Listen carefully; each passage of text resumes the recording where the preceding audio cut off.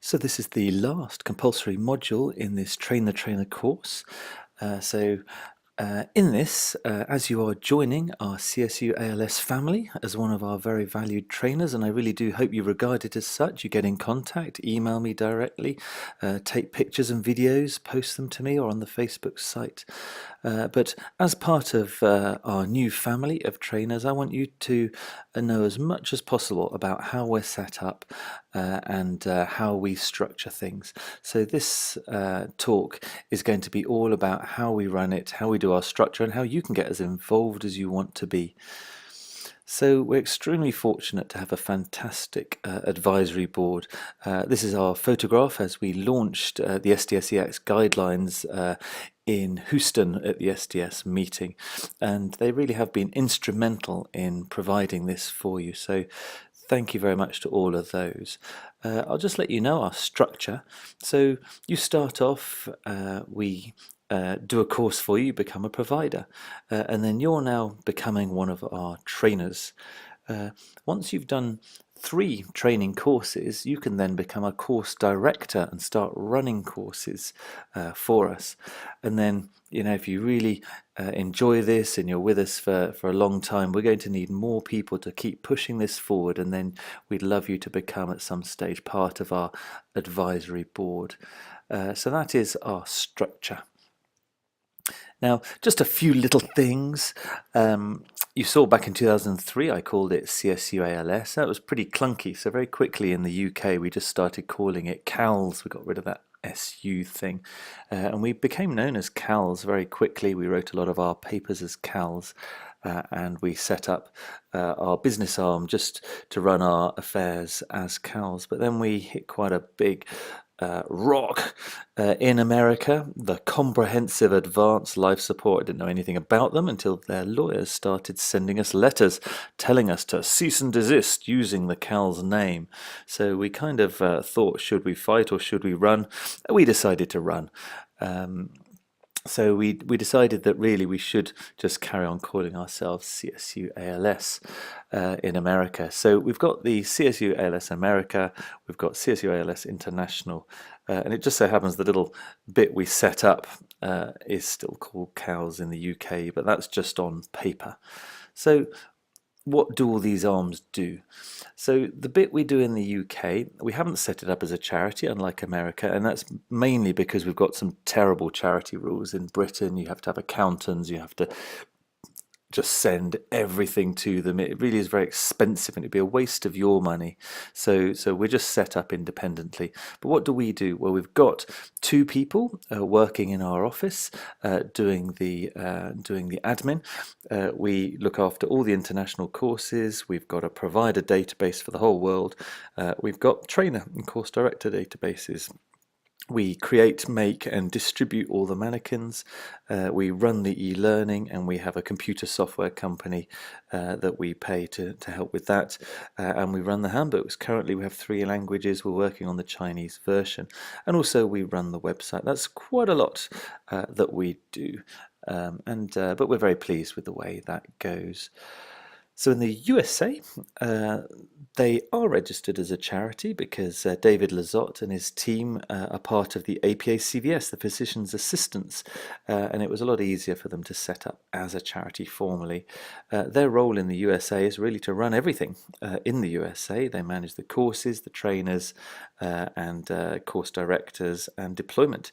They're also really good at looking after interactions with the STS. We still send over the mannequins to them, and we run the certification and handbooks, but they do everything else. So if you're in the USA, they will be your first point of call.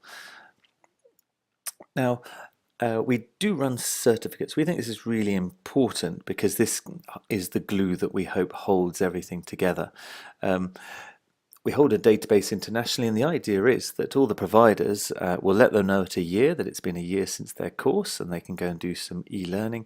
And then at 2 years, we want them to come back to your course just to remind them. and we're going to do that in an automated way so you don't have to. We do make a charge. The charge is $25 at the moment. We hope not to change this, but that small charge does go towards all that admin that I told you about for helping with all these different enterprises.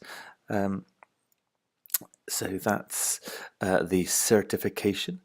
Then for yourselves as trainers, you've just done this e-learning. Thank you very much. When you do a train the trainer or you've done this e-learning, we're going to register you and you'll get a trainer certificate. Now, we think, you don't need to constantly do this train the trainer.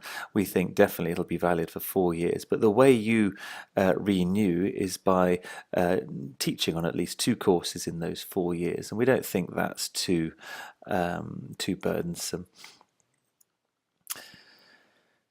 In the USA, David Lizotte and his team and Aaron and CALS USA will allocate trainers to courses. We would like you to do 2 courses in 4 years, and then each course director will just write a very quick assessment of how well you did. The intention is not to say you did badly, it's just to check that you did well and to document that.